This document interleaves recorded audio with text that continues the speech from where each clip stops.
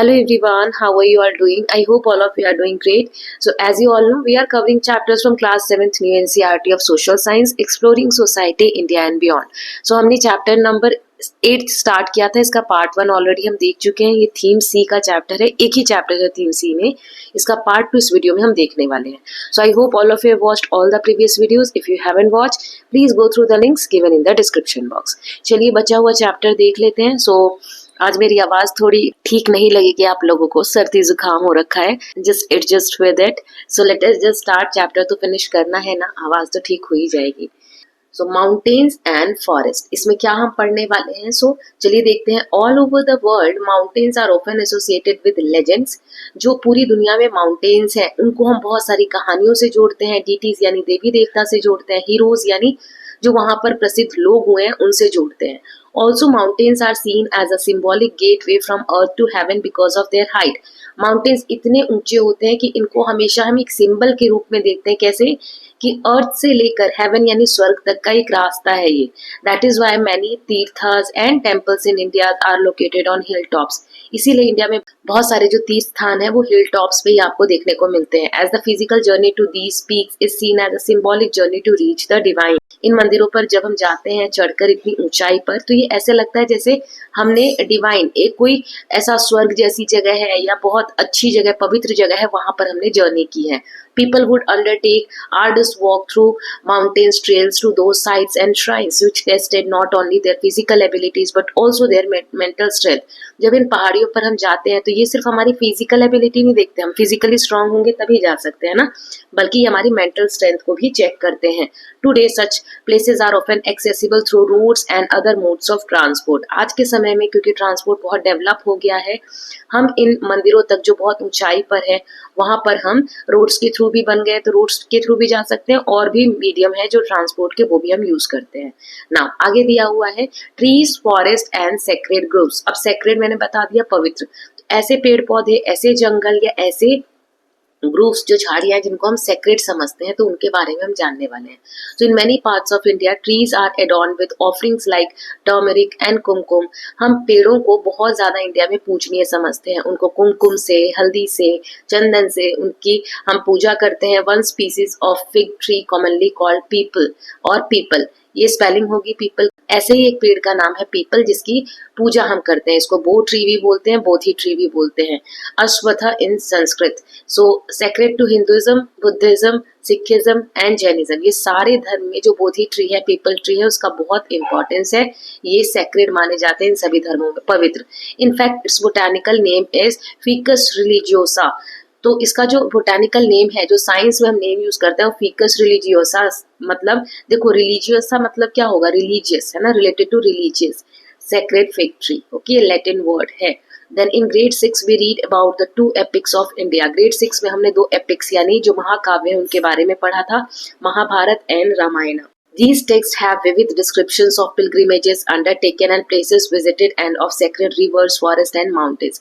ये जो टेक्स्ट है इनमें बहुत सारे ऐसे डिस्क्रिप्शंस दिए गए हैं जिसमें तीर्थ यात्री जो हैं जिस जिस जगह पर गए हैं, पवित्र नदियों के बारे में, जंगलों के बारे में और माउंटेन्स के बारे में. In almost every region of India, numerous rural and tribal tradition claims that heroes of these texts passed through their locality with shrines, often making such passage. Such legends allowed a wide diversity of communities to make the 2 epics their own.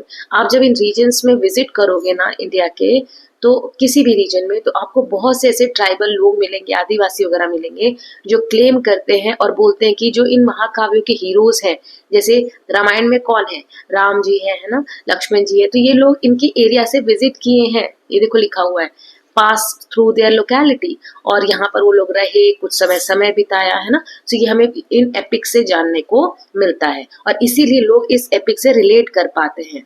Then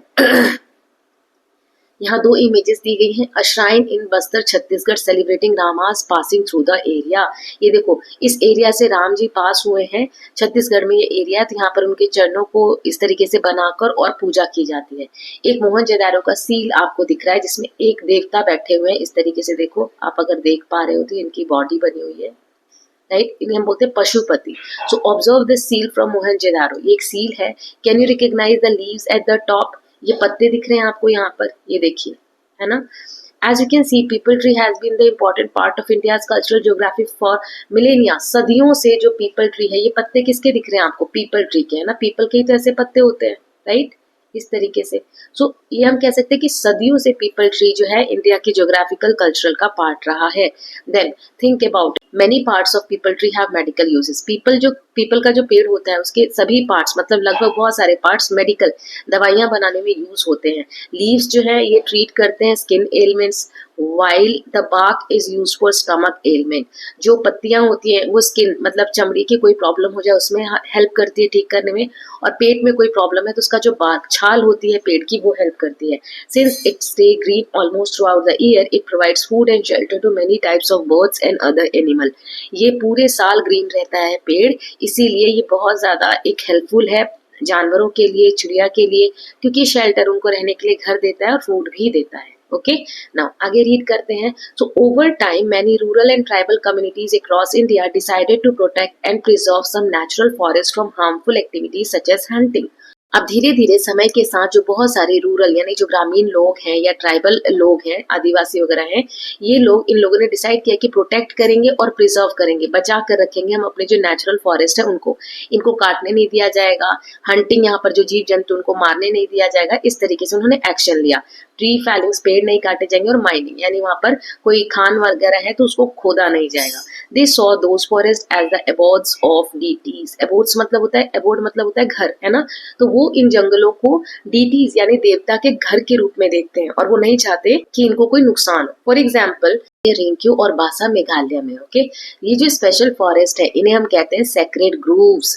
English में इन पूजनीय जो जंगल है इनको हम कहते हैं sacred groups. Okay, नीचे table दिया हुआ है जिसमें कुछ नाम दिए गए। रीजनल लैंग्वेज में सेक्रेड ग्रुप्स को क्या कहा जाता है?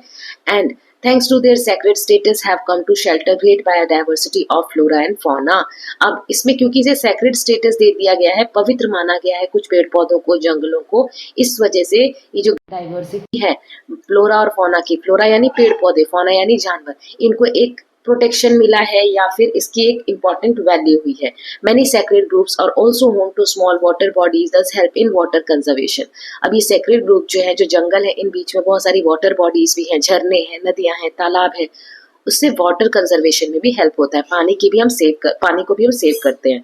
There were many thousand of sacred groups in India. India में से हजारों सेक्रेड ग्रुप्स हैं।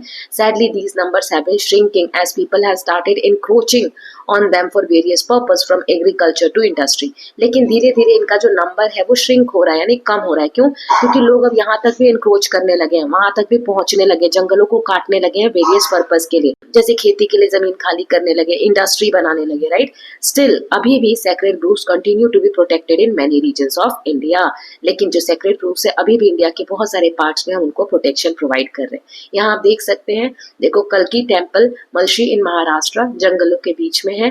माफलोंग शिलोंग, ये आप देख सकते हैं। From sacred groups of Bhils, यहाँ पर जंगलों को भील कम्युनिटी जो है पूजनीय समझती है।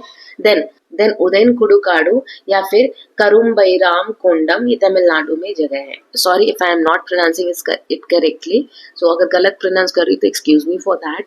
Given below are the names for few sacred groups in few regional language of India. Malayalam में कावू कहते हैं, तमिल में कोविल कडू कहते हैं, कन्नड़ा में देवरी कडू कहते हैं, मराठी में देवराई कहते हैं, खासी या जो मेघालय में जगह है वहाँ क्लूकिनतांग कहते हैं, हिंदी में यानी हिमाचल प्रदेश में से देववन कहते हैं, झारखंड में सरना कहते हैं, छत्तीसगढ़ में देवगुड़ी कहते हैं, राजस्थान में ओरन कहते हैं। तो ऐसे कुछ रीजनल नेम्स हैं जो हम इन सेक्रेड ग्रुप्स के लिए इंडिया में यूज करते हैं। Now in Tamil Nadu local chronicles highlight the relationship between deity of a sacred group, nature and human. Chronicles मतलब होता है इस तरीके से कुछ लेटर्स, ऐसे मैगजीन्स या ऐसे क्रॉनिकल्स है तमिलनाडु में जो हाईलाइट करते हैं एक रिलेशनशिप कि किस तरीके से ये जो सेक्रेड ग्रुप है ये और डीटी जो है सेक्रेड ग्रुप के, वो नेचर से, ह्यूमन से कैसे रिलेटेड है, क्या रिलेशन है इनके बीच में। One such Chronicle in the Thanjavur district states that groups deities protect fruit bats which are regarded as sacred. Spotting one of them is considered auspicious. So ऐसे ये क्रॉनिकल से हमें पता चलता है कि जो डीटीज हैं ये फ्रूट बैट्स को प्रोटेक्ट करते हैं, which are regarded as sacred. और besides bats play a critical role in pollination of flowers. ये मैं आपको साइंस में पढ़ा चुकी हूँ। जैसे यहाँ पर एक फ्लावर है, ठीक है, ये जो बैट्स हैं, बैट्स यानी वैसे तो चमगादड़ होता है, फ्रूट बैट्स हो जाएगा, जैसे भवरे वगैरह होते हैं, ये क्या करते हैं यहाँ पे बीच में ना फूल के बीज होते हैं, इसको अपने उनके पैरों में स्टिक हो जाते हैं, फिर वो यहाँ से कहीं और उड़कर जाते हैं, वो बीज वहां गिर जाते हैं और वहां पर भी ये पौधा उग जाता है ना। इससे क्या हुआ, पॉलिनेशन में हेल्प करते हैं और सीड को डिस्पर्स करने में, डिस्पर्स करना मतलब यहाँ वहाँ फैलाने में ये बैट्स जो हेल्प करते हैं। Sacred groups thus evolve a harmonious relationship between the deity ecosystem and humans. तो ये जो सेक्रेड ग्रुप्स हैं, इनसे हमें एक रिलेशनशिप देखने को मिलता है ह्यूमन बींग्स के बीच में, नेचर्स के बीच में और ये जो इकोसिस्टम है इसके बीच में। Okay, now next is from pilgrimage to trade. कैसे पिलग्रिमेज से शुरुआत हुई और ट्रेड तक ये एस्टैब्लिश हुआ। पिलग्रिमेज यानी तीर्थयात्री गए और वहां पर ट्रेड कैसे एस्टैब्लिश हुआ वो हम देखते हैं। Pilgrims encounters traders and merchants along their journey. This interaction between both groups, pilgrims need various items which traders can provide. देखो, जब तीर्थयात्री तीर्थ यात्रा पर जाते हैं तो रास्ते में उन्हें बहुत सारी चीजों की जरूरत पड़ती है ना। सो ये जो ट्रेडर्स होते हैं, व्यापारी होते हैं, ये सब आइटम्स उनको प्रोवाइड कराते हैं जो भी जरूरत है रास्ते में, है ना। As a result the pilgrimage routes and the trade routes often overlap. इसीलिए जो तीर्थ यात्रा वाला रास्ता है, इसी रास्ते से ट्रेड रूट्स भी होकर जाते हैं क्योंकि यहाँ पर व्यापारियों का सामान आसानी से बिक जाता है। Some traders might also double as pilgrim taking their wares to distance towns and cities while visiting sacred sites and shrines. So traders जो है इनका सामान और ज्यादा बिक्री बढ़ जाती है क्योंकि लोग खरीद कर सामान अपने आसपास के डिस्ट्रिक्ट्स में या जगहों पर ले जाते हैं। What routes did those traders use in ancient India. ऐसे जो रास्ते थे एंशिएंट इंडिया में, मतलब प्राचीन भारत में ट्रेडर्स जो यूज किया करते थे उसके बारे में revisit the map of trade routes in the chapter Rise of Empire. Uttar Prath was a major trade route connecting the northwestern and eastern part of subcontinent, and Dakshin Path went from Kosambi through Ujjain to Pratishthana और पैठान। सो देखिए, ये trade routes के बारे में हमने chapter 5 में देखा था, है ना, जिसमें उत्तर पथ और दक्षिण पथ के बारे में हमने जाना था, तो वो आप एक बार रिविजिट कर सकते हैं। As you know, some of goods traded along these routes included precious stones like shells and pearls, coins, gold and diamonds, as well as cotton, spices and sandalwood. So इन रास्तों पे जो ट्रेड होते थे, trade में क्या क्या trading की जाती थी, हम देखते थे कीमती पत्थर से बनी हुई चीजें या सिक्के, गोल्ड और डायमंड से बनी हुई चीजें, मसाले, कॉटन और ये सब चीजें बेचा जाया करता था। ओके, नाउ नेक्स्ट दिया हुआ है यहाँ पर sacred geography beyond India. India के बाहर जो पूरी दुनिया है उसमें क्या है, सैक्रेड ज्योग्राफी के बारे में चलिए पढ़ते हैं। So concept and practice of sacred geography are not unique to India. ऐसा नहीं है कि सिर्फ इंडिया में ही कि हम ज्योग्राफी को सैक्रेड समझ रहे हैं। एंशिएंट ग्रीस जो ग्रीक जगह है वहां पर भी had many sacred landmarks from mountains to sacred groups. वहां पे भी ऐसे बहुत सेक्रेड लैंडमार्क्स हैं। Native Americans used to have a special bond with nature which they viewed as sacred. जो नेटिव अमेरिकन्स है, नेटिव मतलब वहां के अमेरिकन्स के जो लोग हैं जो शुरू से वहां पर रहे हैं, उनका एक नेचर के साथ बहुत अच्छा बॉन्ड है और वो भी नेचर को सेक्रेड समझते हैं, पवित्र समझते हैं। The Maoris indigenous people of New Zealand. Indigenous मतलब जो वहीं के लोग हैं, शुरुआत से वहीं पर रह रहे हैं न्यूजीलैंड में। ये माउरीज एक कम्युनिटी है, वो तारानाकी माउंगा एक माउंटेन का नाम है एज एन एंसेस्टर। तो इस माउंटेन को माउंगा को ये जो माउरीस लोग हैं अपने एंसेस्टर यानी पूर्वज के रूप में समझते हैं और इसे सेक्रेड समझते हैं। After many representation by Maoris, a law recently granted this mountain the rights and responsibility of a human being. अब बहुत ज्यादा कोशिश करने के बाद ये जो माउरीस लोग हैं, इन्होंने ये जो माउंटेन है तारानाकी माउंगा को, इसे ह्यूमन की कैटेगरी दिलवाई, है ना, ह्यूमन बीइंग की, और इन्हें बहुत सारे राइट्स एंड रिस्पॉन्सिबिलिटीज दिए गए। An acknowledgement of Maoris world wide. The elders of the community represent the voice of the mountain और rivers threatened with destruction. This ensure that the sacred places are not exploited and degenerated. So जो elders हैं community के, वो represent करते हैं और आवाज उठाते हैं कि रिवर्स को, माउंटेन्स को कोई थ्रेट ना हो, उनको कोई डिस्ट्रक्ट ना कर सके। ओके, इससे सेक्रेडनेस पता चलती है उस जगह की, राइट ना, और उसको कोई खराब भी नहीं कर सकता। Then restoring and conserving the sacred. अब किस तरीके से हम रीस्टोर कर सकते हैं या प्रोटेक्ट कर सकते हैं उसके बारे में दिखा। ये चार आप इमेज देखिए, यहाँ 3 इमेज दी गई है। Look carefully at these pictures of places and animals. ये जो जगह है ना, देखो एक तो ये गाय है, इसे भी पवित्र समझा जाता है। ये नदी है जिसे हम पवित्र मानते हैं ना, और इनकी कंडीशन देखिए। अब Yamuna in north, Mahanadi in east और Kaveri in south are all sacred rivers, है ना। ये यमुना या कावेरी ये सारी सेक्रेड यानी पवित्र नदियां मानी जाती हैं। How come they have so polluted. लेकिन इनका पोल्यूशन देखो आप कितना ज्यादा है ना, नदियां कितनी गंदी हो रही हैं। ये are the sacred places in your locality और region that have been similarly polluted और डिग्रेडेड बाय ह्यूमन एक्टिविटीज। ये हमारी एक्टिविटी से ही तो पॉल्यूटेड हो रहे हैं। नहीं, ये प्लास्टिक वगैरह क्या है, ये हम ही तो कचरा फेंक रहे हैं। तो ऐसी कोई आपके आसपास जगह है whose responsibility is to preserve the sanctity of our sacred places. ये किसकी जिम्मेदारी है कि जो सेक्रेड प्लेसेस है उसको हम प्रिजर्व करें, साफ रखें, ये आपको डिस्कस करना है। तो इसका एक आंसर मैंने यहाँ दिया है, river like Yamuna, Mahanadi and Kaveri, ये सेक्रेड तो है लेकिन अब पॉल्यूटेड हो गए ड्यू टू वेस्ट डंपिंग। हम उसमें कचरा फेंक रहे हैं, इंडस्ट्री अपना पोल्यूशन फैला रही है, प्लास्टिक का यूज हो रहा है, lack of care by people, लोग उसकी केयर कम कर रहे हैं, right. So yes, many sacred places in different regions are getting polluted in same वे।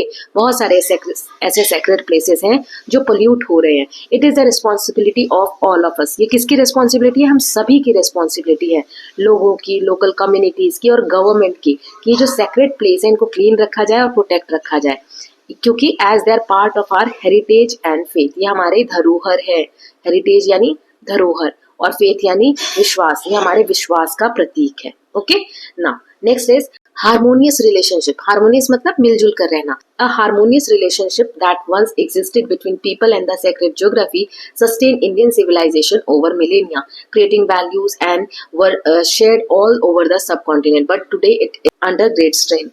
मतलब ये जो नेचर है, सेक्रेड ज्योग्राफी है, इसका ह्यूमन बीइंग के साथ इंडिया की सभ्यता में बहुत ज्यादा एक अच्छा रिलेशनशिप रहा है, लेकिन आज के समय में खतरे में है। या ये जो रिलेशनशिप है, क्योंकि पॉल्यूशन इतना ज्यादा हो रहा है, पॉपुलेशन बढ़ती जा रही है, तो इसमें हमें देखने को मिल रहा है कि बहुत ज्यादा ये जो रिलेशनशिप था वो खतरे में जा रही है।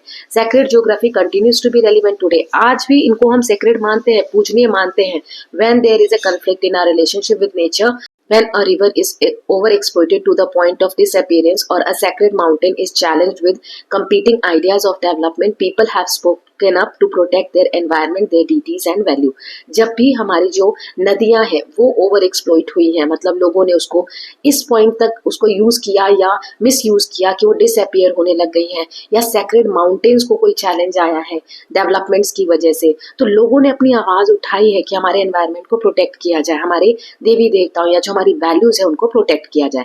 At a time when sustainability has become a global issue, a world view that embeds sacred geography has a significant contribution to make. अब यहाँ पे क्या कह रहा है? Sustainability, sustainable development. मैंने आपको पहले बताया था कि आज की जनरेशन जो चीजें यूज कर रही है, हमें जुडिशियसली सही से यूज करना चाहिए। ज्यादा ये नहीं कि अपनी जरूरत से ज्यादा यूज करो ताकि फ्यूचर जनरेशन जो आए उनके पास रहे ही नहीं, हमें इस तरीके से यूज करना चाहिए कि आज की जरूरतों की नीड, तो आज के लोगों की जरूरतें तो पूरी हो, नीड पूरी हो, लेकिन वो आगे आने वाली जनरेशन भी उस चीज को यूज कर सके। सो इसमें अगर ये वर्ल्ड व्यू की हम बात करें तो सस्टेनेबिलिटी आज के समय में बहुत ज्यादा एक ग्लोबल इशू बन रहा है। जैसे फॉसिल फ्यूल हम लोग बर्न कर रहे हैं ना, पेट्रोल वगैरह, तो खत्म होते जा रहे हैं। ऐसा तो नहीं है कि पेट्रोल यूज किया उसको हम दोबारा सेव कर सकते हैं, जो खत्म हो गया वो हो गया। तो आगे आने वाली जनरेशन के लिए क्या फॉसिल फ्यूल बचेंगे? तो इन सभी क्वेश्चंस उठ रहे हैं। सो इससे सेक्रेड ज्योग्राफी को अगर हम प्रोटेक्ट करते हैं तो उसका एक इम्पॉर्टेंट कॉन्ट्रीब्यूशन होगा सस्टेनेबिलिटी को इंक्रीज करने में। ओके, सो इसके साथ हमने चैप्टर कवर कर लिया है। अब एक समरी दी गई है बुक की, वो देख लेते हैं। सो सारे जो रिलीजन है इंडिया में उनके सेक्रेड प्लेसेस हैं डॉटेड ओवर लैंडस्केप। पूरे इंडिया में जगह जगह आपको सेक्रेड प्लेसेस देखने को मिल जाते हैं। Buddhism, Jainism, Sikhism, such places are usually associated with some of the great figures in these belief system. इन सभी धर्मों में कुछ great figures हुए हैं, मतलब बहुत महान लोग हुए हैं, उनसे ये सारे sacred places जुड़े हुए हैं उनके belief system से। हिंदुज्म जो है ये एक dense network है pilgrimage site का, मतलब बहुत सारे तीर्थ स्थल हैं covering the entire geography of India, पूरे इंडिया में इधर उधर फैले हुए हैं। Practice of pilgrimage is interwoven with the lives of people as it serves the individual development and spiritual growth, but also the socio-economic purpose of trade expansion and pan-India cultural integration. अब ये जो pilgrimage होता है, तीर्थ यात्रा पे हम लोग जाते हैं, इंटरवुवन है, एक दूसरे से जुड़े हैं। किससे? लोगों की जिंदगी, उसमें इंडिविजुअल डेवलपमेंट, स्पिरिचुअल ग्रोथ, जो आत्मिक तौर पर हमें ग्रोथ मिलती है, और सोशियो इकोनॉमिक पर्पस, कहीं पर भी लोग जा रहे हैं तो वहाँ पे कल्चरल इंटीग्रेशन हो रहा है, एक दूसरे के कल्चरल कॉन्टैक्ट में आ रहे हैं, पता चल रहा है कि डिफरेंट डिफरेंट जगह पे कौन से कल्चर है, ट्रेडिशन है, और ट्रेड व्यापार भी बढ़ रहा है, जिसके बारे में अभी हमने देखा। क्योंकि जब उस रास्ते से पिलग्रिम्स जाते हैं तो चीज खरीद बेच ज्यादा होती है ना, तो ट्रेडर्स के लिए भी एक इंटीग्रेशन लोग मिलजुल कर इसमें सोशियो इकोनॉमिक पर्पस के लिए बेनिफिशियल है। In many Hindus tribal and folk tradition the land is perceived as sacred. Hindu जो ट्राइबल कम्युनिटी और फोक ट्रेडिशंस है उसमें लैंड जो है उसको सेक्रेट समझा जाता है। Our sacred places are being polluted owing to widespread neglect and lack of concern. आज जो हमारे सेक्रेट प्लेसेस हैं वो पॉल्यूटेड हो रहे हैं, पॉल्यूशन उसमें देखने को मिल रहा है क्योंकि हम लैक ऑफ कंसर्न उसके प्रति ज्यादा कंसर्न नहीं दिखाते हैं, नेग्लेक्ट करते हैं। तो ये हमारी ड्यूटी है कि हम प्रोटेक्ट करें अपने नेशनल हेरिटेज को as our constitution also remind us. हमारा जो संविधान है, कॉन्स्टिट्यूशन है, रूल बुक है, उसमें भी ऐसा दिया गया है कि हमें अपने नेशनल हेरिटेज को, जो हमारा देश है उसकी जो धरोहर है उसे हमें प्रोटेक्ट करना चाहिए।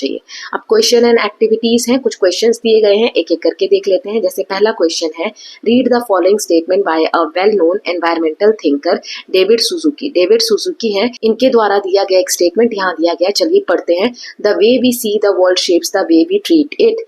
If a mountain is a deity, not a pile of ore. If a river is one of the veins of the land, not potential irrigation water. If a forest is sacred grove, not timber. If other species are biological kin, not resources. Or if the planet is our mother, not an opportunity, then we will treat each other with greater respect. Thus is the challenge to look at the world from a different perspective. हमें दुनिया को एक अलग perspective से देखना होगा अगर इसे प्रोटेक्ट करके देखना है तो। क्यों? अगर हम माउंटेन को ऐसा देखें, अगर हम माउंटेन को ऐसा देखें कि वो एक कोई देवता है, ऐसा नहीं कि और यानी क्या होता है, जहाँ पे कोई भी रिसोर्सेज की खान अगर खोदी जाए, मतलब माउंटेन को अगर खोदते हैं तो यहाँ मिनरल्स निकल रहे हैं, है ना, कोई रिसोर्सेज निकल रहे हैं, तो इनको सिर्फ हम रिसोर्सेज के फॉर्म में नहीं देखेंगे तो माउंटेन्स को हम प्रोटेक्ट कर सकते हैं। ऐसे ही नदियों को ऐसा ना देखें कि सिर्फ ये सिंचाई के काम आती है तो उसको मिस यूज करते हैं ना, हम ऐसा देखें कि पूरे जो धरती है उस पे ये वेन्स, नसों की तरह ये नदियां फैली हुई है ना, तो इस तरीके से देखेंगे कि प्रकृति से ये चीजें जुड़ी हुई है तो हम इसको नुकसान नहीं पहुंचाएंगे, है ना। जैसे कि planet is our mother not an opportunity. Earth जो है वो हमारी मदर है, माँ के रूप में उसे हम समझे, ऐसा नहीं कि इसे सिर्फ रिसोर्सेज मिल रहे हैं तो हम इसको और ज्यादा प्रोटेक्ट कर सकते हैं। तो डिफरेंट पर्सपेक्टिव से देखने को ये सलाह हमें दे रहे हैं। सो discuss in small groups what do you think this statement means. इस जो पूरा स्टेटमेंट है इसका क्या मतलब है, what implication does it have for our actions with respect to air, water, land, trees and mountains around us। इसका क्या असर देखने को मिलता है, तो ये हम इसको कैसे आंसर कर सकते हैं। मैंने एक छोटा सा आंसर दिया है।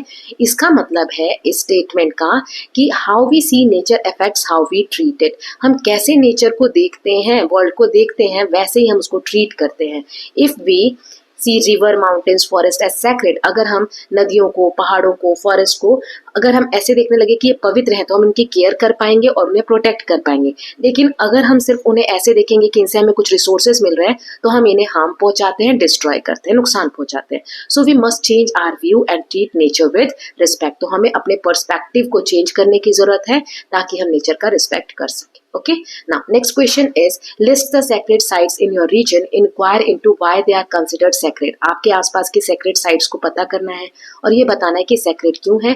150 वर्ड में इसका आंसर करना है। तो इस तरीके से थोड़ा बड़ा इसका आंसर होगा। मैंने एक एग्जाम्पल दिया है, आप इस तरीके से लिख सकते हैं। ओके, मैंने यहाँ पर दिया है कि मेरे रीजन में एक टेम्पल है जो नदी के पास है, इस तरीके से आप लिख सकते हैं, मैंने बता दिया है। Now next is why do you think natural elements like rivers Now next is why do you think natural elements like river, mountains and forest are considered sacred for the people? How do they contribute to our lives? ये जो rivers है, mountains है, forest है, इनको क्यों sacred समझा जाता है और ये हमारी लाइफ में क्या contribute करते हैं। तो इसका आंसर हो जाएगा क्योंकि लोग विश्वास करते हैं कि जो देवी देवता है वो वहां पर रहते हैं और the saints did penance there, और जो संत लोग हैं वो वहां पर कठिन अपना एक तप करते हैं। These elements support life so they are respected and worshipped। इसीलिए क्योंकि लाइफ को सपोर्ट करते हैं, इन्हें हम रिस्पेक्ट करते हैं और इनकी पूजा करते हैं। Now next question is fourth question, why do people visit a तीर्थ और अ सेक्रेड साइट। तीर्थ यात्रा क्यों करने जाते हैं, सेक्रेड साइट पे विजिट क्यों करने जाते हैं। तो इसका आंसर है ताकि हम प्रे कर सकें, हमें शांति मिले, फॉर रिलीजियस रीजन, इसकी वजह से भी जाते हैं। फुलफिल वॉज, अगर हमने कोई प्रण लिया था कि अगर ऐसा हो जाएगा तो मैं यहाँ विजिट करूंगा, इसके लिए, या फिर अपने आप को शुद्ध करने के लिए। देन फिफ्थ है, how did the ancient pilgrimage route help in fostering trade during those time. Do you think the sacred sites help in developing the economy of the region. जो पिलग्रिमेज रूट्स हुआ करते थे उससे trade flourish हुआ है क्या। तो इसके बारे में अभी जस्ट हमने पढ़ा था, तो इसका आंसर हो जाएगा पिलग्रिम्स जो होते थे, जो तीर्थ यात्री हैं, उन्हें खाने की जरूरत पड़ती थी, कपड़ों की और अदर आइटम्स की। सो ट्रेडर्स क्या करते थे, वो ये चीजें इनको बेचते थे। So trade and pilgrimage went together, इसीलिए व्यापार और तीर्थ यात्रा जो है साथ में जुड़कर ही आगे आगे चले हैं। Sacred sites today also help in boosting tourism and local economy. आज के समय में आप देखो कि जहां जहां पे टूरिज्म है वहां पर इकोनॉमी टूरिज्म की वजह से बूस्ट होती है, right. Now next question is how do sacred places influence the culture and tradition of people living near them? So ये जो sacred places है कैसे कल्चर और ट्रेडिशन को इन्फ्लुएंस करते हैं जो लोग वहां पर रह रहे हैं। People living near places follow related custom, festivals and rituals. It become part of their daily life and identity. Many also earn a living by supporting pilgrims. Then from the various sacred sites of India, select 2 of your choice and create a project explaining their significance. कोई से 2 sites लेने हैं और उनके ऊपर एक project ready करना है। मैंने यहाँ पर शॉर्ट में एक आंसर दिया, जैसे वाराणसी उत्तर प्रदेश में है, ये गंगा नदी के किनारे है, सेक्रेड सिटी है, यहाँ पर लोग नहाने के लिए, प्रे करने के लिए और लास्ट जो राइट्स होते हैं, जीवन जब खत्म होता है तो लास्ट की जो राइट्स रिचुअल्स होते हैं उनको पूरा करने आते हैं। और ऐसा मान्यता है कि यहाँ पर जो लोग जिनकी डेथ होती है उन्हें मोक्ष मिल जाता है। मोक्ष यानी अब वो जीवन मृत्यु के चक्र से फ्री हो गए हैं, अब उनका बर्थ नहीं होगा, रीबर्थ नहीं होगा। अमरनाथ या जो जम्मू कश्मीर में है, ये केव टेम्पल है हिमालयाज में, जहाँ पे आइस के शिवलिंग है ना, नेचुरली बनते हैं, तो पिलग्रिम्स यहाँ पर ट्रैकिंग करके आते हैं हर साल देखने के लिए।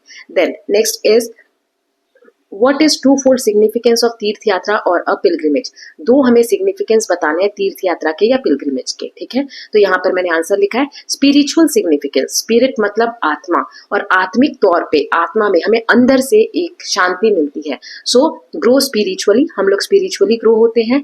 Then cleanse their mind and soul, हमारी आत्मा पवित्र होती है, हमारा मस्तिष्क जो है वो पवित्र होता है ऐसी जगह पर विजिट करने से। Then cultural and economic significance. अब कल्चर यानी सांस्कृतिक तौर पे इकोनॉमिक को भी बहुत ज्यादा इसमें इम्पोर्टेंस है इससे, पिलग्रिमेज से। कैसे? ये अलग अलग जगह के लोगों को जोड़ता है, कनेक्ट करता है, इससे लोकल इकोनॉमी टूरिज्म और ट्रेड से बढ़ती है। ओके, सो ये कुछ सिग्निफिकेंस हो गए। So with this students we are done with chapter number 8। हमने चैप्टर 8 के दोनों पार्ट्स में चैप्टर को पूरा कवर कर लिया है। इसके बुक की एक्सरसाइज, समरी सब कुछ देख लिया है ना। एक और पार्ट छोटा सा मैं बना दूंगी जिसमें इसके एक्स्ट्रा नोट्स, एक्स्ट्रा क्वेश्चंस वगैरह हम कवर कर लेंगे।